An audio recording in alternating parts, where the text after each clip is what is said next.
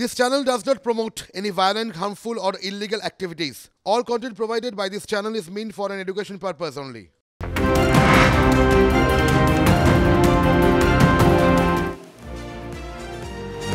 প্রগতি ময়দান থানা এলাকায় এক মহিলাকে গণধর্ষণের অভিযোগ, আরও এক অভিযুক্তকে গ্রেফতার করা হয়েছে। আগে ধরা পড়ে চন্দন গুপ্ত এবং বিকাশ দত্ত নামে দুই অভিযুক্ত। আজ শ্রীকান্তকেও গ্রেফতার করেছে পুলিশ, যেই শ্রীকান্ত পলাতক ছিল বলে জানা যাচ্ছে। এক মহিলাকে চা খেতে নিয়ে যাওয়ার নাম করে বেশ কিছু যুবক গণধর্ষণ করে বলে অভিযোগ। বাসন্তী হাইওয়েতে একটি গাড়ির মধ্যে গণধর্ষণ করা হয় বলে অভিযোগ। গাড়িটি বাজেয়াপ্ত করেছে পুলিশ। ধৃত দুজনের 10 দিনের পুলিশ হেফাজতের নির্দেশ দিয়েছে আলিপুর আদালত। আজ আরও একজনকে গ্রেফতার করা হয়েছে বলে জানতে পারা যাচ্ছে। আমার সহকর্মী সুশোভন এই মুহূর্তে রয়েছেন আমাদের সঙ্গে টেলিফোন লাইনে। সুশোভন, জানতে চাইবো, কিছুক্ষণ আগে যখন কথা হচ্ছিল তখনও 2 জন গ্রেফতার, একজন পলাতক ছিল, এখনো পর্যন্ত 3 জন গ্রেফতার। আর কি জানা যাচ্ছে এই ঘটনায়? দেখো, মূলত যে 3 জনের একাউন্টে ইনভলভমেন্ট ছিল, অর্থাৎ এই ঘটনার সঙ্গে যোগসাজশ ছিল, এই 3 জনকে গ্রেফতার করা হলো। তুমি জানো যে আগে 2 জনকে গ্রেফতার করা ছিল এবং বর্তমানে শ্রীকান্ত, পুলিশ সূত্রে খবর, তাকেও গ্রেফতার করা হলো।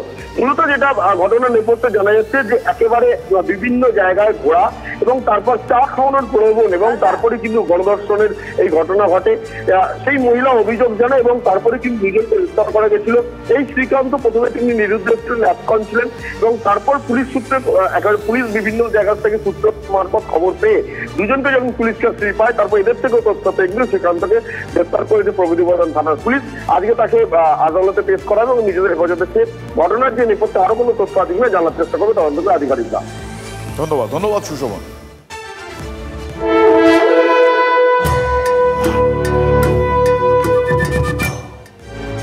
অন্যদিকে অভিষেক বন্দ্যোপাধ্যায়ের ব্যবসার সব সম্পত্তি বাজেয়াপ্ত করা হয়েছে। শিলিগুড়িতে বিভিন্ন উন্নয়ন পর্ষদের বৈঠকে এমনটাই বললেন মমতা বন্দ্যোপাধ্যায়। মমতা দাবি করছেন তিনি ভয় পান না বলেই বিজেপি তার উপর এত রাগ দেখাচ্ছে। কার্যত আরও একবার রাজনৈতিক প্রতিহিংসার অভিযোগই তুললেন তৃণমূল সুপ্রিমো। हमारे ऊपर एक थोड़ा गुस्सा ज़्यादा है बीजेपी का। गुस्सा का कारण यही है कि हम डरते नहीं है। आपको पता नहीं है, अभिषेक एक देखो, एक यंग लड़का, उसको तो कुछ करना पड़ेगा। जब शादी किया है, 2 बच्चे हैं, खिलाए खाओएगा कैसे? कुछ तो करना है। घर में बैठने से तो खाना नहीं मिलेगा।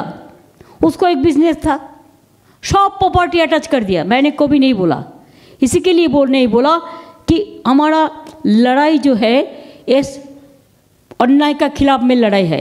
हमारा जो भी है आप ले लो, लेकिन आप लोकतंत्र को मत, उसका अधिकार मत छीनो।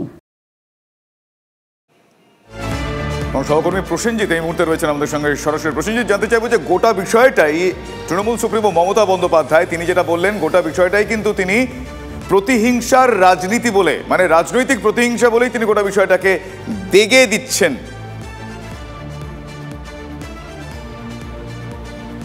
একদম, দেখো, সিএএ চালু হতেই উত্তরবঙ্গে আসেন মুখ্যমন্ত্রী মমতা বন্দ্যোপাধ্যায় এবং বিভিন্ন কমিউনিটির মানুষদের তিনি বলতে শুরু করেন যে আমি উত্তরবঙ্গে বারবার আসি, আপনাদের কাছে আসি, আপনাদের ভালোবাসতে আসি, কিন্তু এই সিএএ এর ক্ষেত্রে একাধিক বিপদ আছে, সেই বিপদের দিকগুলো আপনাদের বোঝাতে এসেছি। তা বলতে গিয়ে তিনি বলতে শুরু করেন যে কেন্দ্রের সরকার বিজেপি বারংবার আক্রমণ করছে এ রাজ্যের শাসক দলকে, দলনেত্রী মমতা বন্দ্যোপাধ্যায়কে। রাজ্যের মুখ্যমন্ত্রী হিসাবে তার যে দেনা পাওনার যে জায়গাগুলো, রাজ্যের বিভিন্ন টাকার অঙ্ক, সেগুলো দেওয়া হচ্ছে না। এবং শুধু এই আক্রমণগুলোই নয়, একেবারে ব্যক্তিগতভাবে রাজনৈতিক হিংসা চরিতার্থ করতে এই আক্রমণগুলো করা হচ্ছে। সেই প্রসঙ্গে তিনি বলতে শুরু করেন যে উত্তরবঙ্গের যারা বাণিজ্য মহল আছেন, ব্যবসায়ী মহল আছেন, তারা আতঙ্কে আছেন, ভয়ে আছেন, কখন ইডি সিবিআই আসবে, তাহলে আপনারা ভেবে দেখুন আপনারা কি করবেন। ঠিক সেই প্রসঙ্গে বলতে গিয়েই মমতা বন্দ্যোপাধ্যায় বলেন যে ইডি অভিষেক বন্দ্যোপাধ্যায়ের যাবতীয় অর্থ, তার যা ব্যবসার অর্থ, সেই অর্থ বাজেয়াপ্ত করেছে। স্বাভাবিকভাবেই রাজনৈতিক মহলে এটাকে কেন্দ্র করে কিন্তু যে কারণে তিনি রাজনৈতিক প্রতিহিংসা বারবার বলছেন। ঠিক কিভাবে দেখছেন এই বিষয়টা তারা, আমি জানবো।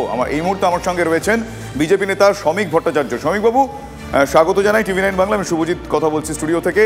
মমতা বন্দ্যোপাধ্যায় আপনাদের বিরুদ্ধে রাজনৈতিক প্রতিহিংসার অভিযোগ তুলছেন সরাসরি, এবং সেই কারণেই নাকি অভিষেকের সম্পত্তি ইত্যাদি বাজেয়াপ্ত করা হয়েছেন বলে তিনি দেগে দিচ্ছেন। কি বলবেন? সরকার ব্যবসা করে না, ব্যবসার পরিবেশ তৈরি করে। ইডি সিবিআই এর ভয়ে পশ্চিমবঙ্গে ব্যবসায়ীরা এতটাই আতঙ্কিত যে তারা যে বিজেপি শাসিত রাজ্যে উত্তরপ্রদেশে এবং উত্তরাখণ্ডে চলে যাচ্ছে। মুখ্যমন্ত্রীর মঞ্চে যারা মুখ্যমন্ত্রীর পাশে মঞ্চের শোভাবর্ধন করতে করতে বলেন এত ভালো শিল্পের পরিবেশ আর কোনোদিন তৈরি হয়নি, তাদের 7 বছরের ব্যালেন্স শিট দেখুন। তারা বিনিয়োগ করেছেন হয় উত্তরাখণ্ডে, না হলে উত্তরপ্রদেশে, গুজরাটে বিনিয়োগ করছেন। আসলে ডেস্টিনেশন বেঙ্গল আজ আর নেই। তৃণমূল কংগ্রেসের অন্তঃসার শূন্য রাজনীতি, দখলদারির রাজনীতি, টাকা তোলার রাজনীতি এমন জায়গায় পৌঁছে দিয়েছে, পশ্চিমবঙ্গের শিল্পের পরিবেশকে সম্পূর্ণ ধ্বংস করেছে। ফ্লাইট অফ ক্যাপিটাল অব্যাহত। আমরা ব্যবসার পরিবেশ তৈরির পক্ষে, চালানোর পক্ষে, বন্ধ করার পক্ষে নই। অভিষেক বন্দ্যোপাধ্যায় তো অ্যাডভান্স ট্যাক্স দিতেন, তার 5000 পাতার নথি তিনি জমা দিয়েছেন। দেশে তো আইন বলে কিছু আছে, সুপ্রিম কোর্ট আছে। যদি এমন কোনো পদক্ষেপ নিয়ে থাকে তার সমস্ত প্রপার্টি অ্যাটাচ হয়ে গেল, তাহলে কোর্ট কি করছে? তারা তো এরকম নয় যে কোর্টের দরজা চেনেন না। রাজ্যের টাকা খরচা করে তো বারবার সুপ্রিম কোর্টে যাচ্ছেন আর ধারাবাহিকতা বজায় রেখে পরাজিত হয়ে, তিরস্কৃত হয়ে বাড়ি ফিরে চলে আসছেন। আমরা তো তাদের অবস্থায় দেখেছি। আর কি করে 1000 কোটি টাকার সম্পত্তির মালিক হয়, এই আপনার সংবাদ মাধ্যমেই প্রকাশ হচ্ছে। সূত্রের খবর, অভিষেক বন্দ্যোপাধ্যায় 4000 কোটি টাকার সম্পত্তি, এই বিভিন্ন সংবাদ মাধ্যমে। এগুলো তো আমাদের জানা নেই। তো তিনি কি ব্যবসা করতেন সেটাও আমাদের জানা নেই। লিফট অ্যান্ড বাউন্সের নাম বহুদিন ধরে চর্চিত। এখন তার কর্ণধার কাকু তিনি যে সমস্ত বিবৃতি দিয়েছেন তার পাওয়ার প্রমাণ সম্পত্তির আমরা দেখতে পেলাম। এর বাইরে তো আমাদের কিছু জানা নেই। যা বলবে আদালত বলবে।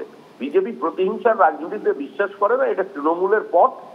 মুখ্যমন্ত্রী কোনো প্যারাট্রুপার পলিটিশিয়ান নয়, তিনি মাটি চেনেন, মাটির গন্ধ জানেন, ভবিষ্যৎটা দেখতে পাচ্ছেন। তৃণমূলের বিসর্জন অবশ্যম্ভাবী। ধন্যবাদ, ধন্যবাদ সমীরবাবু।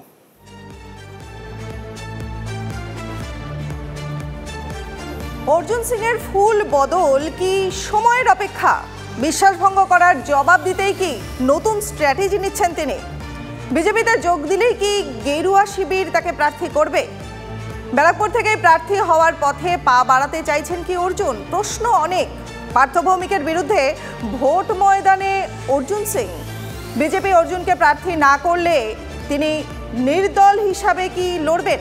সরাসরি চলে যাব অনন্তর কাছে। অনন্ত, দেখো, নির্দল হিসাবে তিনি যে লড়বেন না তা তিনি ব্যক্তিগত আলাপ আলোচনায় তিনি বলে দিয়েছেন। যদি লড়েন তিনি সরাসরি কোনো দল থেকে লড়বেন, নাহলে তিনি লড়বেন না। তবে যেটুকু ইঙ্গিত পাওয়া যাচ্ছে বিজেপির তরফ থেকে বা অর্জুন সিংয়ের তরফ থেকে, বিজেপিতে তার নাম একটা জায়গায় সেটেল হয়ে গেছে।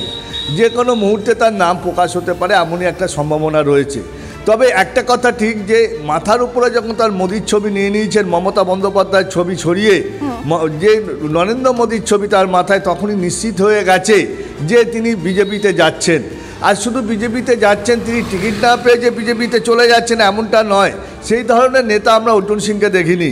নিশ্চয়ই বিজেপির টিকিট কোনো জায়গায় কনফার্ম হয়েছে, সেই জন্যই সেই ভরসা রেখেই তিনি হয়তো সেই অর্থাৎ তিনি এই সিদ্ধান্ত নিয়েছেন। তবে বারংবার যে কথা কালকে শোনা গেছে তার গলায়, যে বিশ্বাসঘাতকতার কথা, অর্থাৎ দল তার সাথে ডেকে নিয়ে এসে বিশ্বাসঘাতকতা করেছে, তারই কি আবার জবাব দেওয়ার প্রস্তুতি নেবেন? বারবার গতকাল যেটা ঘটনা হয়েছিল, আজকে সকালেও যার সাথে কথা হচ্ছে যে তার এবার ভোটের স্টাইল কি হবে, তার এইবার ইলেকশন নির্বাচনের স্টাইল কি হবে, তার কৌশল কি হবে, সেটা এখনও তিনি বলতে চান না। তবে 2019-এ যে কৌশল ছিল তার ভোটের লড়াইয়ে, তার থেকে যে এবার আরো তীব্রতর হতে পারে। তার সঙ্গে থাকো, শুনে নেব অর্জুন সিং, কুণাল ঘোষ কে কি বলছেন। কি করে বলবো, আমি তৃণমূলে আছি। আমার তৃণমূল তো আমার মানে যে জায়গা আমি আছি, কি আমার আপনি মনে করছেন কি তৃণমূলের জন্য আমি কি আমার দরকার আছে? তৃণমূল কাছে তো আমি আনওয়ান্টেড হয়ে গেছি। এই দলে থাকার দরকার নেই মনে হচ্ছে। না, পথটা কি হবে এখনো ঠিক হয়নি, কিন্তু পথটা তো একটা ঠিক করতেই হবে আমার। মুখামুখি তো ভোটের জন্য আমি বলিনি এখন পর্যন্ত, ভোটের জন্য কি করে বলবো, কিন্তু লড়াইটা হচ্ছে। মমতা বন্দ্যোপাধ্যায় আমাদের নেত্রী, অভিষেক বন্দ্যোপাধ্যায় আমাদের সেনাপতি। সেখানে সেই ছবি থাকাটাই খুব স্বাভাবিক। যিনি তৃণমূল কংগ্রেসের কোনো সৈনিক হবেন, এখন সেখানে সেই ছবি পরিবর্তন করে যদি বিজেপির কোনো নেতৃত্বের ছবি আসে তাহলে সেটা নিশ্চিতভাবেই দুর্ভাগ্যজনক। তবে যেহেতু শীর্ষ নেতৃত্ব বেশ কিছুদিন ধরেই গোটা বিষয়টা দেখছেন, ফলে এ বিষয়ে কোনো মন্তব্য করব না।